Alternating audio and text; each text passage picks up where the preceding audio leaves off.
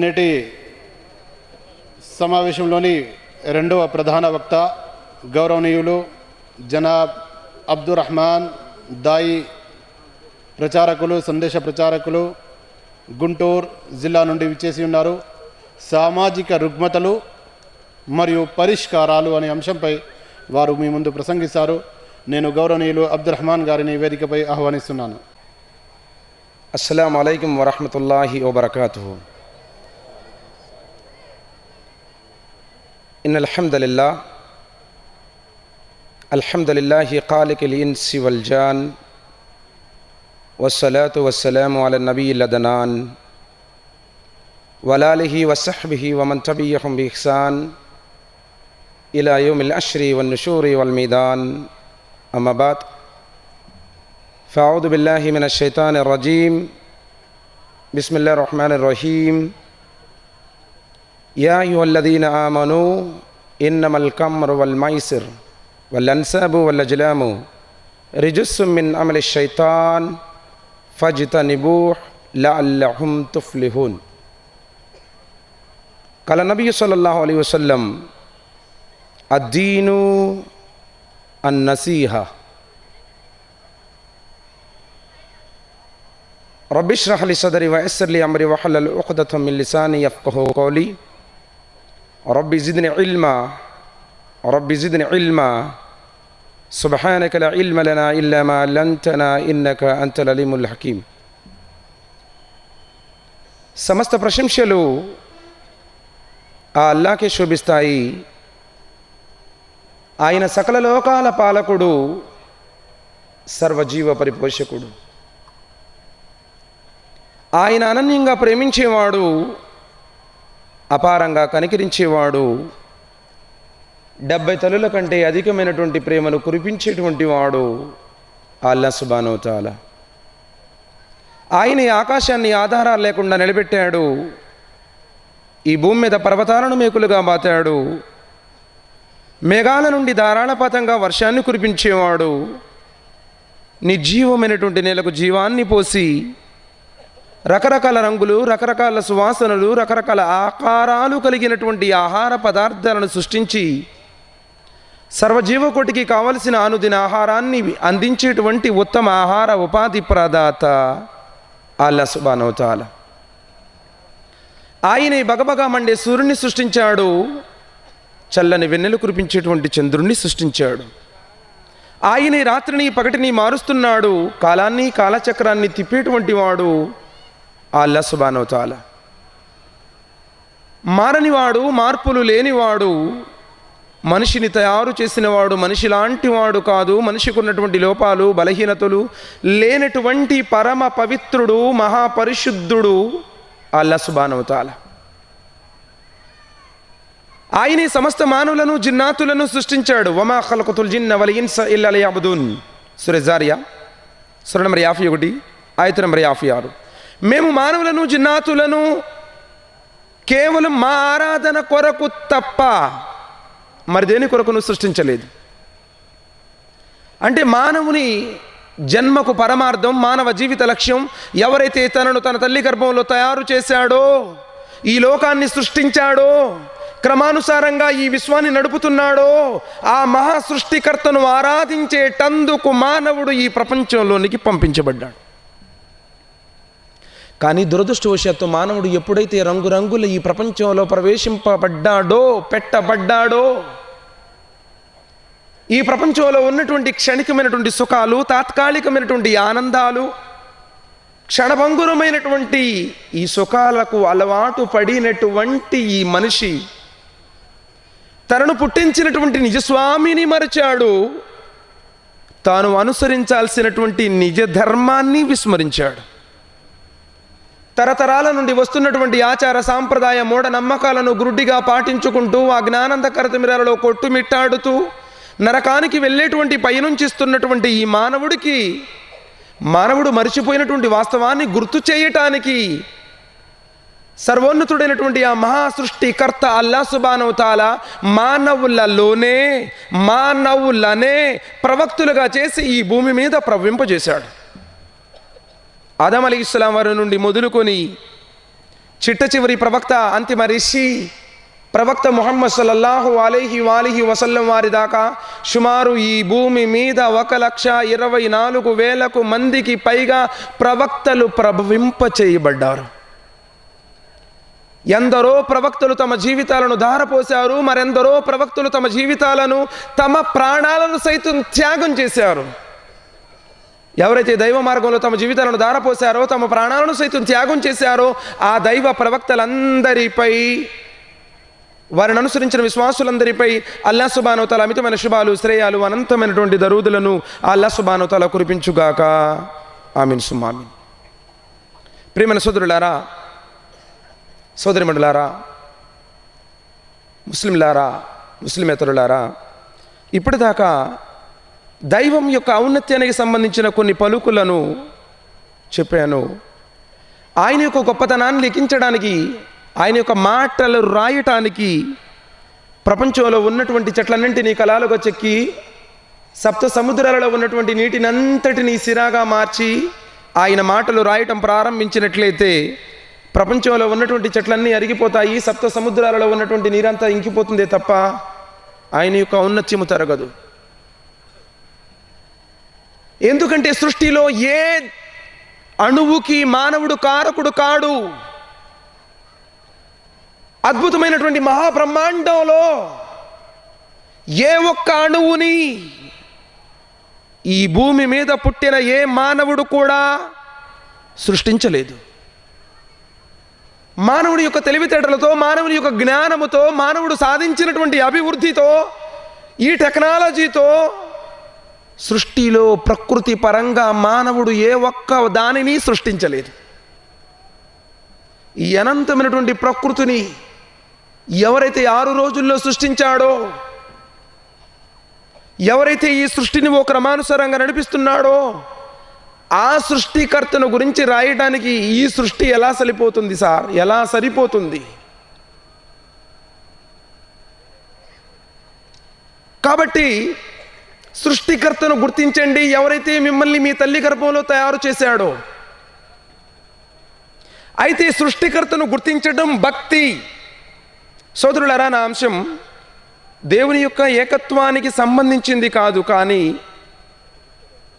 ఈరోజు ఈ సమావేశంలో నా అంశం సామాజిక రుగ్మతలు, వాటి పరిష్కారాలు. ఇంతకుముందు అనేక సందర్భాల్లో, అనేక సమావేశాల్లో అల్హమ్దులిల్లా సర్వోన్నతుడైనటువంటి సృష్టికర్త యొక్క ఔన్నత్యము, ఆయన యొక్క ఏకత్వానికి సంబంధించినటువంటి ఎన్నో సమావేశాలలో విన్నారు అల్హమ్దులిల్లా. సోదరులారా, జీవితం తాత్కాలికం, క్షణభంగురం. గాలిలో దీపం లాంటిది, నీటి మీద బుడగ లాంటిది. ఎప్పుడు, ఎక్కడ, ఎవడు ఎలా చచ్చిపోతాడో తెలియదు. కన్ను తెరిస్తే ఉయ్యాల, కన్ను మూస్తే నిన్ను మొయ్యాలా అన్నారు. కన్ను తెరిస్తే ఉయ్యాల, కన్ను మూస్తే నిన్ను మొయ్యాలా. పిల్లగాడు పుట్టాడండి, ఉయ్యాల కట్టండి, బారసాలు చేద్దామంటారు. నీ పోతే పాడె కట్టండి, పారేద్దామంటారు. సోదరులారా, జీవితం తాత్కాలికం. చనిపోయాడండి అని ఫోన్ చేయగానే ఎప్పుడు పారేస్తారండి, మట్టెప్పుడు అని అడుగుతారు. అంతేనా? ఎన్ని రోజులు ఉంచుకుంటారండి అని అడుగుతారండి? అడగరు. ఎంత అందగాడైనా, ఎంత ధనవంతుడైనా, ఎంత హోదాపరుడైనా, రాజైనా, రైతైనా, కలెక్టర్ అయినా, కూలివాడైనా మరణించిన తర్వాత ఈ ప్రపంచానికి నీ అవసరం లేదు. మహా ఏడిస్తే వారం రోజులు ఏడుస్తారు, ఇంకా ప్రేమ ఉంటే నెల రోజులు ఏడుస్తారు, ఆ తర్వాత మర్చిపోతారు. ఓ 80 సంవత్సరాల క్రితం ఇక్కడ ఎవరు లేరు. ఎవరైనా 80 years వాళ్ళు ఉన్నారండి? చేతులు ఎత్తండి. 80 years, 80. బహుశా లేరు కావచ్చు, 70s ఉంటారు, అందుకని 80 అడిగాను. 80 years ముందు ఇక్కడ ఎవరు లేరు. మరో 80 years తర్వాత ఇక్కడ ఎవరైనా ఉంటారా? వల్లాహు ఆలం. దైవం ఒకవేళ ఆయుష్లో బరకతును ప్రసాదిస్తే తప్ప మరో 80 సంవత్సరాల తర్వాత ఎవరు ఉండరు. ఎవరినైనా సరే మీకు ఎన్ని సంవత్సరాలు సార్ అంటే టాక్కుని చెప్పేస్తాడు. మరి ఇంకెన్ని సంవత్సరాలు సార్ అన్నావు అనుకో, చెప్పలేడు. చెప్తాడండి ఎవడైనా? గ్యారంటీ ఉందా? ప్రతిదానికి గ్యారంటీ అడిగే ఓ మనిషి, నీ జీవితానికి గ్యారంటీ లేదని తెలుసుకో. సోదరులరా, కట్టుకథలో పెట్టకథలో చెప్పి మిమ్మల్ని మోసగించాలని ఈనాడు ఈ సమావేశంలో నేను మీ ముందు నుంచోలేదు. పోనీ మీరందరూ ఈ ధర్మంలోనికి మారిపోండి, మీకు కోర్టు సమస్యలు తీరుతాయి, గవర్నమెంట్ ఉద్యోగాలు వస్తాయి అని దైవప్రోక్తమైనటువంటి ఖురాన్ గ్రంథం మోసగించదు, మభ్యపెట్టదు. నిన్ను పుట్టించిన నీ సృష్టికర్తను గ్రహించి ఆయనకు భయపడి జీవించు. సమాజంలో ఉన్నటువంటి సకల రుగ్మతలను నువ్వు విడిచిపెట్టు, మనిషిగా మారు. కాకిలా కలకాలం బ్రతికే కన్నా అంశలా నెల్లు బ్రతకటం విన్నా.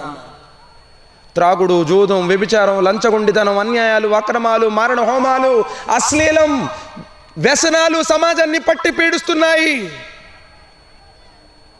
ఎవడున్నారు సార్ ఈ లోకంలో?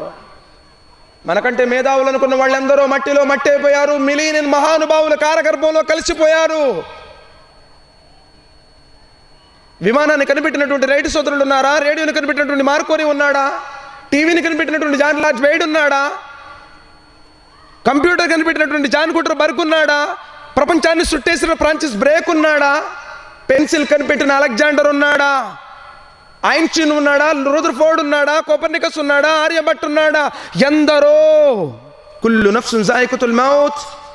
పుట్టిన ప్రతి ప్రాణి మరణ రుచి చూడక తప్పదు. నువ్వు దైవాన్ని ఒప్పుకున్నా ఒప్పుకోపోయినా.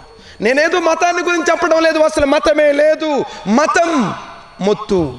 ఇస్లాం మతం కాదు, జీవన విధానం. నువ్వు తల్లిదండ్రులతో ఎలా ఉండాలి, భార్య బిడ్డలతో ఎలా ఉండాలి, ఇరుగు పొరుగుతో ఎలా ఉండాలి, ఎలా సంపాదించాలి, ఎలా ఖర్చు పెట్టాలి, ఎప్పుడు ఎక్కడ ఏ యాంగిల్లో ఉన్నా నువ్వు ఎలా బ్రతకాలో చూయించేటువంటి విధానాన్ని ఇస్లాం అంటారు. కానీ దురదృష్టవశాత్తు ఈరోజు ఈ ప్రపంచం కోసం ఈ రుగ్మతలకు బానిసైపోయి ఒక అన్న తమ్ముడిని చంపుతున్నాడు అండి. కఠినాతి కఠినంగా చూస్తున్నాం మనం.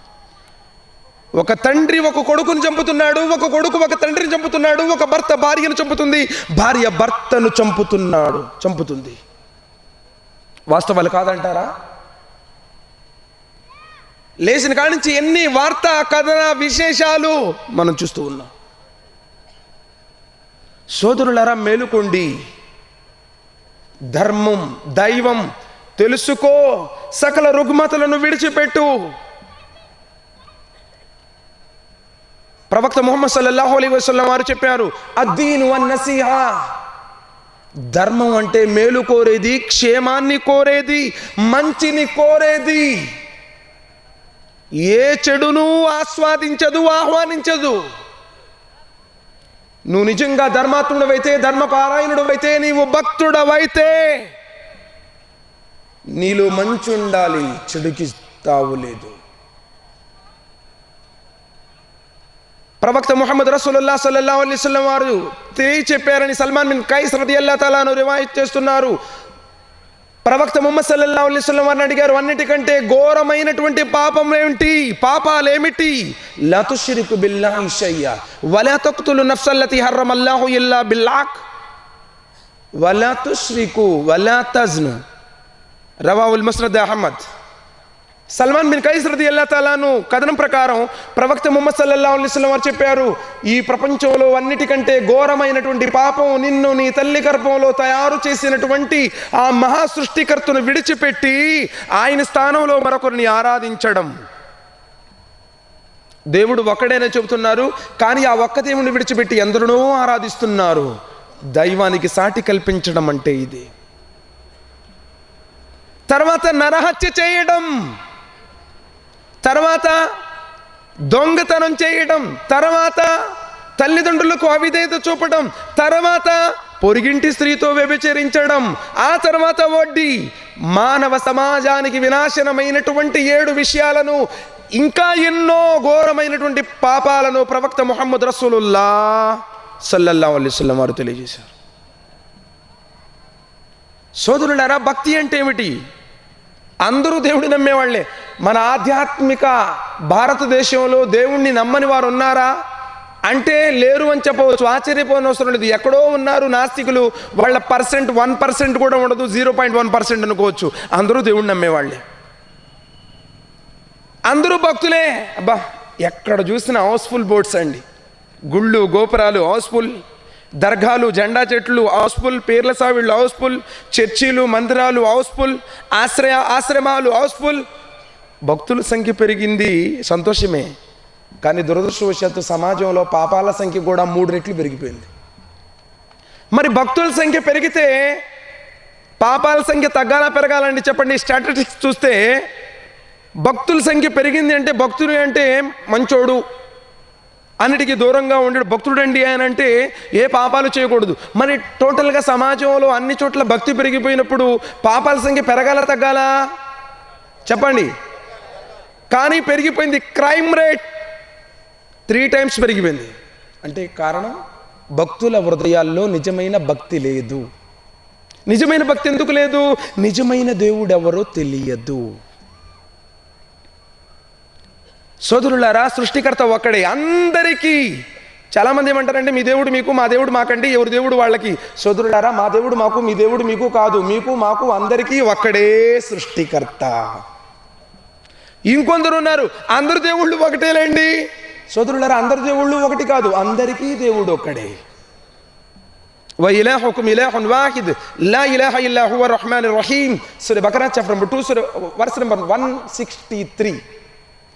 మీ ఆరాధ్యుడు, మీ పూజ్యుడు ఒక్కడే. కుల్ హువల్లాహు అహద్, చెప్పు ఆయన అల్లాహ్ అద్వితీయుడు. వకాల అల్లాహు లా తత్తకిదు ఇలాహైన్ ఇస్నైన్. సూరా నహ్ల్ సూరా నంబర్ 16 వాక్యం నంబర్ 51. మీ దైవం, మీ స్వామి, మీ యజమాని ఒక్కడే. లా తత్తకిదు ఇలాహైన్ ఇస్నైన్, ఇద్దరిని దైవాలుగా భావించకండి. ఒకవేళ మీ దేవుడు మీకు, మా దేవుడు మాకైతే మా గాలి మాకు, మీ గాలి మీకు సపరేట్గా ఉండేది. ఈ గాలి హిందువులండి, ఈ గాలి పీల్చుకుంటే క్రైస్తవులు చచ్చిపోతారు, ఈ గాలితో జాగ్రత్త ఎక్కడన్నా ఉందా ఏంటి? లేదు. ఈ నీళ్లు ముస్లింలవి, ఇవి హిందువులు తాగకూడదు, దీని వల్ల త్రాగితే భయంకరమైనటువంటి వ్యాధులు వస్తాయి, ఇది వాళ్ళ మతస్థులే తాగాలి ఉందా? నింగి, నేల, నీరు, నిప్పు, వాయువు, పంచభూతాలకు లేనటువంటి మతాలు పంచభూతాల మధ్య ఉన్నటువంటి మనుషులకి ఎలా శోభిస్తాయి? సోదరులారా, జ్ఞానంతో ఆలోచించండి. ఈ రుగ్మత, దీన్ని మానుకోవాలి. సమాజాన్ని పట్టి పీడిస్తున్నటువంటి మొదటి రుగ్మత మతోన్మాదం. మా మతం గొప్ప, మా దేవుడు గొప్ప. అరే, మతాలే లేవు అంటుంది ఖురాన్. దైవప్రోక్తమైనటువంటి ఈ ఖురాన్ గ్రంథంలో ఇస్లాం మతం అని ఎక్కడా లేదు. ఇన్న దీన ఇందల్లాహిల్ ఇస్లాం. సూరా ఆల్ ఇమ్రాన్ సూరా నంబర్ 3 వాక్యం నంబర్ 19. దైవం దగ్గర ఆమోదించబడేటువంటి ధర్మం, దీన్, ఇది మజహబ్ అని ఎక్కడా లేదు, ఇది మతం అని ఎక్కడా లేదు. ఇస్లాం మతం కాదు. ఈ లోకంలో నువ్వెలా బ్రతకాలని ఆయన కోరుకున్నాడో ఆయన చెప్పినటువంటి ప్రసంగం ఖురాన్, దాని ఆచరణ ప్రవక్త ముహమ్మద్ సల్లల్లాహు అలైహి వసల్లం వారి జీవితం. అందుకనే ఖురాన్ ఆత్మ అయితే ప్రవక్త ముహమ్మద్ సల్లల్లాహు అలైహి వసల్లం వారి ఆచరణ దేహము వంటిది. ప్రవక్త గారి ఆచరణ ఏంటో చెప్పండి అని విశ్వాసుల మాతృమూర్తి అమ్మ ఆయిషా రదియల్లాహు తఆలా అన్హా అని అడిగితే, మీరు ఖురాన్ చదవలేదా అని అడిగారు. అంటే మానవుడు ఏ విధంగా జీవించాలని ఆయన కోరుకున్నాడో ఆయన ఇచ్చినటువంటి స్పీచ్, ప్రసంగం ఖురాన్ అల్లాహ్ కా కలాం అల్లాహ్, ఇది అల్లాహ్ యొక్క ప్రసంగం. కానీ ఈ ఖురాన్ గ్రంథాన్ని చదువుతున్నారా? అటక పెట్టెల్లో, అరమరల్లో పెట్టి, పచ్చటి గుడ్డల్లో చుట్టి, మెత్తటి గుడ్డల్లో దాపెట్టి అందరంతా ఎత్తులో పెడుతున్నారు. ఎందుకంటే ఖురాన్ అంటే మాకు చాలా ఇజ్జత్ అండి, గౌరవం ఇవ్వాలి అని చెప్పేసి మనకంటే ఎత్తులో ఉండాలని కుర్చీ వేసుకుని కుర్చీ మీద ఎక్కడో మచ్చుబల్ల మీద పెట్టిద్ది. ఎందుకంటే మా అమ్మాయి ఖురాన్ చదివిందండి అని చెప్పేసి పెద్ద పెళ్ళైనప్పుడు తల్లిదండ్రులు ఇచ్చి పంపిస్తారు ఇంత పెద్ద పెట్టిలో పెట్టి. అమ్మాయి కూడా ఏంటంటే గౌరవించాలి అని చెప్పేసి మనకంటే ఎత్తులో ఉండాలని అక్కడ పెట్టేసింది. ఎప్పుడైనా చదవాలని బుద్ధి పుట్టినా, అబ్బో ఇప్పుడు అంత ఎత్తెక్కి ఎక్కడ దించుతావులే అని చెప్పేసి చదవకుండా చిన్నగా ఏదోటి చూసుకుంటూ కూర్చుంటుంది. ఇంకెప్పుడు తీస్తారండి? ఇంట్లో గొడవలైనప్పుడు, అత్తాకోడలు కొట్టుకున్నప్పుడు ప్రమాణం చేయడానికి రా, ఖురాన్ లేదు ప్రమాణం చేస్తావు కానీ రా అని చెప్పేసి అప్పుడు దించుతారు ఖురాన్. అందుకోసం వచ్చిందండి ఖురాన్.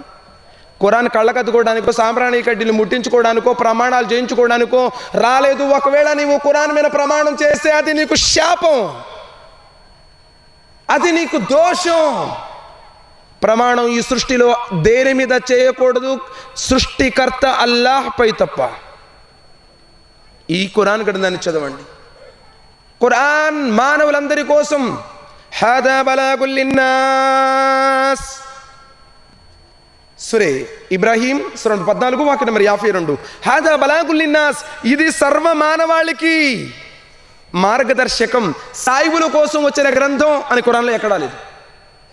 చాప్టర్ నంబర్ 2 సూర బకరా వర్స్ నంబర్ 185. షహరు రమదాన్ అల్లది ఉందిల ఫీహిల్ ఖురాన్ హుదల్ లిన్నాస్. పవిత్రమైనటువంటి ఈ ఖురాను అవతరించిన నెల రమదాన్ నెల. హుదల్ లిన్నాస్, ఇది మానవులందరికీ మార్గదర్శకం, మానవులందరి కోసం అని ఉంది తప్ప ముహమ్మదీయుల కోసం వచ్చింది అని ఖురాన్లో ఒక్క చోటు లేదు. మరి ఇది ఇచ్చేటువంటి సందేశం సృష్టికర్త ఒక్కడే. ఎవరు నిన్ను నీ తల్లి గర్భంలో తయారు చేశాడో, ఒక వీరి బిందును నెత్తుడి ముద్దగా చేసి, నెత్తుడి ముద్దను కండగా చేసి, కండను ఎముకగా చేసి, ఎముక పైన చర్మాన్ని తొడిగి, సృజనాత్మకరమైనటువంటి ఆకారాన్నిచ్చి, నడినెత్తి నుంచి అరికాలి వట్టికి నకసిక పర్యాంతము ఎవరైతే నిన్ను నీ తల్లి గర్భంలో తయారు చేసి, ఫి అయ్యి సూరతిన్ మా షా రక్కబక్, తాను కోరిన రూపాన్ని నీకిచ్చి, నీ బొమ్మ ఎలా ఉండాలని ఆయన కోరుకున్నాడో ఆ విధంగా నీ రూపురేఖలను తీర్చిదిద్ది, ఆ జానుడి గర్భాన్ని జగమంతగా చేసి, కటిక చీకట్లో 3 పొరల అంధకార చీకట్లలో నీ బొమ్మను చెక్కి తల్లి గర్భం నుండి ఈ లోకంలోనికి పంపించినటువంటి ఆ నీ సృష్టికర్తను గుర్తించి ఆరాధించయ్యావో మానవుడా అన్న సందేశాన్ని అందించిన ప్రణమ వేదం, నిత్య నిబంధన, చివరి గ్రంథం అల్ ఖురాన్. యా అయ్యుహల్ ఇన్సాను మా గర్రక బిరబ్బికల్ కరీం. ఓ మానవుడా, ఏ విషయం నిన్ను మోసంలో పడివేసింది? ఎవరైతే నిన్ను పుట్టించినటువంటి ఆ సృష్టికర్తను ఆరాధించకుండా, అంటే దైవం ఒక్కడే అంటున్నా కానీ ఆ ఒక్కడిని ఆరాధించడం లేదు. ఎందుకంటే మా దేవుడు మాకులండి, మీ దేవుడు మీకు. అక్కడ పోతే మాకు పిల్లలు పుట్టారు, ఇక్కడ పోయిన కానించి రోగాలు తగ్గినాయి, అక్కడ పోయిన కానించి మేము అనుకున్నది జరిగింది, ఇక్కడ పోయిన కానించి మీకు కలిసి వచ్చింది, మా తాత ముత్తాతల దగ్గర నుంచి ఫలానా ఆయన దగ్గరికి వెళ్తున్నామండి అని చెప్పి ఒక ఉదాసీన స్వభావంతో ఆ సృష్టికర్తను విడిచిపెట్టి చెప్పడానికి ఆ దేవుడు ఒక్కడేనండి పైవాడు. ఇప్పుడు ఎవరైనా హఠాత్తుగా చనిపోయారనుకోండి, చనిపోయిన దగ్గరికి అందరూ వస్తారు. మా మతం దేవుడు పెట్టాడండి, మా దేవత పెట్టింది, మా బాబా గారు పెట్టారు, మా వలి గారు పెట్టారు, లేకపోతే మా యేసువారు తీసుకెళ్లారు, మరిమగ గారు తీసుకెళ్లారు అంటారా? అక్కడ ఏమీ అనరు. అక్కడ అందరూ అనేటువంటి మాట ఏంటి? ఏం చేస్తామలేండి, పాపం ఆ పైవాడు వాడికి అంత ఉడికి పెట్టాడు, ఆ పైవాడు తీసుకెళ్ళాడు. ఎవరు పైవాడు? కష్టం నష్టం వచ్చినప్పుడు మనిషి ఏమంటాడు? ఒరే దుర్మార్గుడా, నువ్వు చేసిన న్యాయం ఆ పై దేవుడికి తెలుసు, నాకు తెలుసు. వత్తకుల్లా అల్లదీ తసాలున బిహి వల్ అర్హామ్ ఇన్నల్లాహ కాన అలైకుం రఖీబా. మీకు కష్టం వచ్చినప్పుడు, నష్టం వచ్చినప్పుడు మీ అంతరాత్మ ఎవరినైతే ఘోషిస్తుందో, దేవా ఆయన్నే ఆరాధించు. ఒక్క సంఘటన చెప్తాను. అబూజహల్ కుమారుడు ఇక్రిమా రదియల్లాహు తఆలా అన్హు అప్పటికి ఇంకా దైవధర్మాన్ని స్వీకరించలేదు. ఫతే మక్కా జరిగింది. అందరూ కూడా విశ్వాసంలోనికి వచ్చేస్తున్నారు.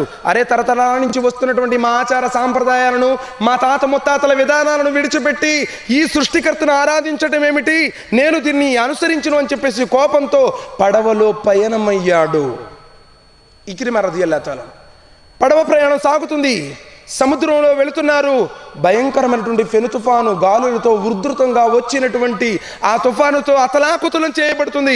అప్పుడు అందరూ కూడా అంటున్నారు, లాతు ఉజ్జా మనాతులారా కాపాడండి. లాతు ఉజ్జా మనాతులు ఆనాడు మక్కా ముష్రికులు ఆరాధించేటువంటి బహుదైవారాధన, బహుదైవోపాసకుల పేర్లు. అప్పుడు జ్ఞానం కలిగినటువంటి పెద్దవాళ్ళు అంటున్నారు, ఇలాంటి తలలు పండినటువంటి వాళ్ళు, అయ్యా లాతు ఉజ్జా మనాతులు ఇప్పుడు దేనికి పనికి రావురా, ఆ పై దేవుణ్ణి మీరు వేడుకోండి, ఆ పైవాడు తప్ప ఎవడు ఇప్పుడు మనల్ని ఈ సముద్రంలో నీళ్ల మీద కాపాడలేడు, పై దేవుడా కాపాడయ్యా అని అడగండి అన్నాడు. అందరూ కూడా మొదలుపెట్టారు, ఓ పై దేవుడా కాపాడయ్యా, ఓ పైవాడా మమ్మల్ని పుట్టించినవాడా కాపాడని చెప్పేసి విలపించడం మొదలెట్టాడు. ఇక్రిమా రదియల్లాహు తఆలా ఆగ్రహంతో అంటున్నాడు ఆ సమయంలో కూడా, ఏంటి మీరు పైవాడు అంటున్నారు, ఈ సంగతి అక్కడ 15 సంవత్సరాల బట్టి నా బాబాయ్ కొడుకు మొహమ్మద్ ఇదే చెబుతున్నాడు కదా, పైవాడిని ఆరాధించండి, పైవాడిని ఆరాధించండి అంటేనేమో అక్కడ లాతు ఉజ్జా మనాతులు అన్నారు. ఇప్పుడు నీళ్ల మీద ప్రమాదంలో ఉన్నప్పుడేమో పైవాడు తప్ప ఎవరు కాపాడలేడంటున్నారు. ఒకవేళ నిజంగా ఈ నీళ్ల మీద కాపాడేవాడు పైవాడే అయితే నేల మీద కూడా కాపాడేవాడు పైవాడే కావాలి. ఒకవేళ ఆ పైవాడు ఈ ప్రమాదం తుఫాను నుండి కాపాడినట్లయితే నేను తిరిగి ఆ పైవాడిని ఆరాధిస్తాను అని ప్రవక్త ముహమ్మద్ సల్లల్లాహు అలైహి వసల్లం వారి దగ్గర కలిమా చదువుతాను అన్నాడు. పడవ ప్రయాణం సజావుగా సాగింది. తుఫాను యొక్క ఆ వాతావరణం ప్రశాంతపడింది. ఒడ్డుకు చేరాడు. తిరిగి మళ్ళీ మదీనా వచ్చి ప్రవక్త ముహమ్మద్ సల్లల్లాహు అలైహి వసల్లం వారి దగ్గర ఇక్రిమా రదియల్లాహు తఆలా అన్హు అష్హదు అల్లా ఇలాహ ఇల్లల్లాహ్ వ అష్హదు అన్న ముహమ్మదన్ అబ్దుహు వ రసూలు అని కలిమా చదివాడు.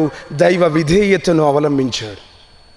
అంటే సోదరులారా, ఇస్లాం ధర్మం ప్రబోధించేది పై దేవుడి గురించే కానీ మసీదులో చూడండి ఏదైనా ఆకారం కానీ విగ్రహం కానీ ప్రతిమ కానీ ఏమీ ఉండదు. ఎందుకంటే దైవాన్ని చూస్తున్నవాడు ఎవడో లేడు కాబట్టి. ఇలానే మొన్న ఒక ప్రోగ్రాంలో బక్రీద్ సందర్భంగా మా ఎమ్మెల్యే గారిని ఇన్వైట్ చేస్తూ ఒక బ్యానర్ తయారు చేయాల్సి వచ్చి డిటిపి ఆపరేటర్స్ దగ్గరికి వెళ్తే మ్యాటర్ మొత్తం చెప్పాను. టైప్ చేశాడు. ఇలా ప్లెయిన్గా ఉంది. సార్ అంతా బాగుంది కానీ ఏదన్నా ఒక బొమ్మ వేస్తే బాగుంటుంది కదా అన్నాడు. ఏం బొమ్మే ఉండదు నేనంటే, లేదండి మీ అల్లా బొమ్మ వేస్తా అన్నాడు. అల్లా బొమ్మ ఎట్లా వేస్తావు, ఏంటి బాబు ఎట్లా వేస్తావు అంటే, ఏముంది సార్ యూట్యూబ్లోకి వెళ్ళి అల్లాస్ ఫోటో అని కొట్టాడు. కొట్టగానే ఒక చిన్న పిల్లగాడు, టోపీ, గుర్రం, ఒక చిన్న రియాలు, ఖురాన్ ఉంది. ఇదే కదండి అల్లా బొమ్మ అని. అంటే బయట ప్రపంచానికి అల్లా అంటే అది అనుకుంటున్నారు ముస్లిమేతర సోదరులు ఎవరైతే ఉన్నారు. సోదరులారా, ఎవడైతే భూమిని ఆకాశాలను వీటి మధ్యలో మన సమస్త వస్తుజాలాన్ని సృష్టించాడో ఆయన దేవుడు, సృష్టికర్త, పాలకుడు, విశ్వ జగన్నియామకుడు, లోక రక్షకుడు, పాలకుడు, పోషకుడు. ఆయన బొమ్మను ఎవడు తయారు చేయలేడు. ఆయన మన బొమ్మను తయారు చేశాడు. కాబట్టి ఆలోచించండి. రుగ్మత, సమాజాన్ని పట్టి పీడిస్తున్నటువంటి చెడులు ఎలా? భక్తి అంటే ఏమిటి? కొందరు వారానికి ఒకసారి చేసేటువంటిది భక్తి అనుకున్నారు. మరికొందరు నెలకోసారి చేసేది భక్తి అనుకున్నారు. ఇంకొందరు లేదు సంవత్సరానికి ఒకసారైనా వెళదాము, లేకపోతే ఏదో నష్టం వచ్చిద్దేమో అనేటువంటి ఆలోచనతో వెళ్ళేవన్నారు. సోదరులారా, భక్తి అంటే అది కాదు. భక్తి అంటే హదీస్ జిబ్రాయిల్ అందరికీ సుపరిచితమే. జిబ్రాయిల్ హదీసులో చివరి ప్రశ్న ఏమిటంటే ఇహ్సాన్ అంటే ఏమిటి అని అడిగారు. అప్పుడు ప్రవక్త ముహమ్మద్ సల్లల్లాహు అలైహి వసల్లం వారు చెప్పారు, నీవు దైవాన్ని చూస్తున్నట్టు భయపడి ఆరాధించాలి. నీవు సృష్టికర్తను చూస్తున్నట్టు చీకట్లో ఉన్నా, వెలుగులో ఉన్నా, ఒంటరిగా ఉన్నా, జమాతులో ఉన్నా, ఎక్కడున్నా, వ్యాపారంలో ఉన్నా, భార్యా పిల్లల దగ్గర ఉన్నా, తల్లిదండ్రులతో ఉన్నా, పొలాల్లో ఉన్నా, నీ ఉద్యోగంలో ఉన్నా, ఎక్కడున్నా సరే నన్ను పుట్టించిన నా సృష్టికర్త చూస్తున్నాడు అని ఆయనకు భయపడి జీవించటం భక్తి. ఏదో జుమానాడు వచ్చి మసీదులో వంగితో, లేదా శనివారమో లేదా ఆదివారమో వేరే ప్రదేశాల్లోకి వెళ్ళి అక్కడ పోయి ఒకటి సమర్పించుకొని వచ్చేటువంటిది భక్తి కాదు. నీ హృదయాన్ని దైవానికి సమర్పించుకోవడం, సరెండర్. దేవాన్ని చేసే ప్రతి పనికి నీ ముందు జవాబుదారి అని భయపడి జీవించడం భక్తి. సోదరులను ఆలోచించండి. మరి భక్తులే అందరూ. ఈరోజు ఎంతమంది తల్లిదండ్రులు, ప్రధానంగా మన సమాజంలో ఉన్నటువంటి మరో రుగ్మత తల్లిదండ్రులు. ఎంతమంది తల్లిదండ్రులు ఈరోజు రైల్వే స్టేషన్లలో, బస్ స్టాండ్లలో, రోడ్ల మీద అడుక్కుంటూ తిరుగుతున్నారు. దైవప్రోక్తమైనటువంటి ఖురాన్ గ్రంథం అంటుంది, వబిల్ వాలిదైని ఇహ్సానా వవస్సైన ఇన్సాను బివాలిదై హమలతహు ఉమ్ముహు వహనన్ అలా వహనిం వఫిసాలుహు ఫి ఆమైన్. సూరే బక్రా సూరా నంబర్ 2 వాక్యం నంబర్ 36. సూరే అనామ్ సూరా నంబర్ 6 వాక్యం నంబర్ 151. సూరే అన్కబూత్ సూరా నంబర్ 29 వాక్యం నంబర్ 14. సూరే లుక్మాన్ సూరా 31 వాక్యం నంబర్ 14. సూరే బనీ ఇస్రాయిల్ సూరా 17 వాక్యం నంబర్ 21, 22, 23. ఎన్నో చోట్ల అల్లాహ్ సుబ్హానహు వ తఆలా అంటున్నాడు, వబిల్ వాలిదైని ఇహ్సానా, మీరు మీ తల్లిదండ్రులతో సద్భావంతో మెలగండి. అందరూ కనబడినటువంటి దేవునికి భయపడే భక్తులు అనుకుంటే జన్మనిచ్చినటువంటి తల్లిదండ్రుల్ని ఈరోజు ఎన్ని చిత్రవదలకు తల్లిదండ్రులు కొట్టేవాళ్ళు, తిట్టేవాళ్ళు, బయట గెంటేసేవాళ్ళు, అనాథాశ్రమాల్లో చేర్చేటువంటి వాళ్ళని మనం సమాజంలో చూస్తున్నాం. ప్రవక్త ముహమ్మద్ సల్లల్లాహు అలైహి వసల్లం వారు చెప్పారు, నీ తల్లి అరికాల కింద స్వర్గం ఉంది. బ్రతికున్నప్పుడు నీ తల్లిదండ్రులకు అన్నం పెట్టకుండా చచ్చిపోయిన తర్వాత దినాలు తద్దినాల పేర్లతో పలావులు మాంసాలు వండి కడుపు నిండా ఊరంతా ఊర భోజనం పెడితే నీ తల్లిదండ్రుల ఆత్మలు శాంతిస్తాయా?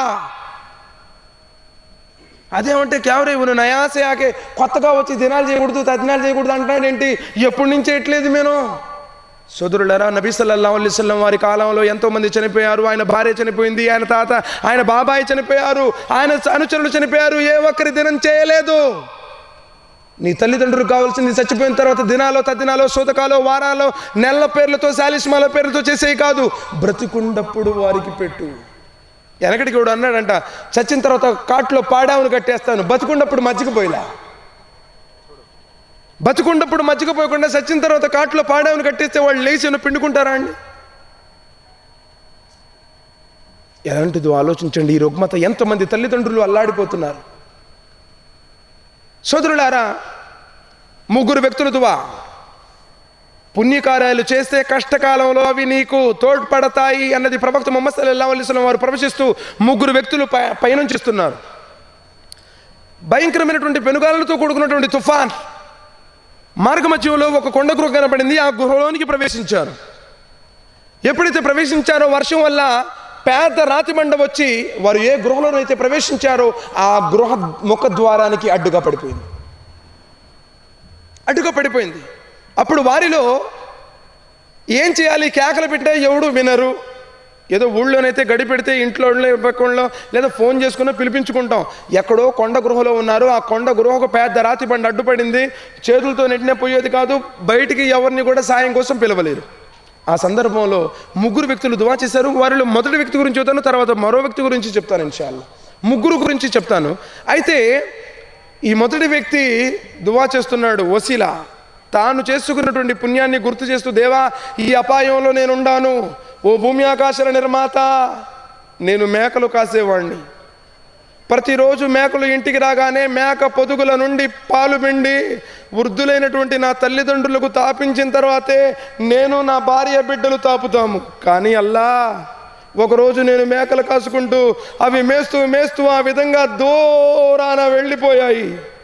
తిరిగి నేను వచ్చే తలిగి చాలా రాత్రి సమయం గడిచిపోయింది. ఇంటికి వచ్చాను, పాలు పిండాను.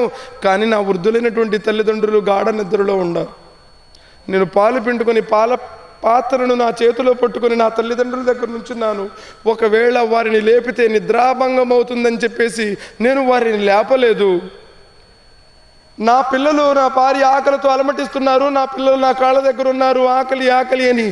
కానీ నా తల్లిదండ్రులకు తాపించకుండా, వారు తినకుండా, నేను నా భార్య పిల్లలు తినటానికి వీల్లేదు అని చెప్పేసి ఆ విధంగా ఎంతసేపు సమయం గడిచినా అల్లా నీ ప్రసన్నత కోసమే నేను వారు నిద్ర లేచిన తర్వాత వారికి తాపి, తర్వాత నా పిల్లలకు తాపి, తర్వాత మేము మా భార్యాభర్తలు ఇద్దరం తాగాము. అల్లా నీ ప్రసన్నత కోసమే నేను ఆ విధంగా చేశాను. నేను చేసినటువంటి ఆ కార్యాన్ని కనుక నువ్వు ఇష్టపడేటట్టయితే ఈ గృహ ముఖద్వారానికి అడ్డుగా ఉన్న బండరాయిని తొలగించు అని ప్రార్థన చేశాడు. అల్హమ్దులిల్లా, 1/3 భాగము తొలగిపోయింది. ఈ హదీసు ద్వారా మనం నేర్చుకున్నటువంటి గుణపాఠం ఏమిటి? తాను తన తల్లిదండ్రులకు తాపించకుండా, తినిపించకుండా, తినలేదు, తన పిల్లలకు పెట్టలేదు. ఎప్పుడైనా సరే మనం మన తల్లిదండ్రులకు పెడదామన్నటువంటి ఆలోచనైనా ఉందండి? ఎప్పుడైనా మనం ఆలోచన చేశామా? జ్ఞానంతో ఆలోచించండి. మన కడుపే కైలాసం, ఇల్లే వైకుంఠం. వారి గురించి మనం ఆలోచన చేయము. సోదరులారా, తల్లిదండ్రుల ప్రసన్నత అల్లా యొక్క ప్రసన్నత అన్నారు ప్రవక్త ముహమ్మద్ సల్లల్లాహు అలైహి వసల్లం వారు.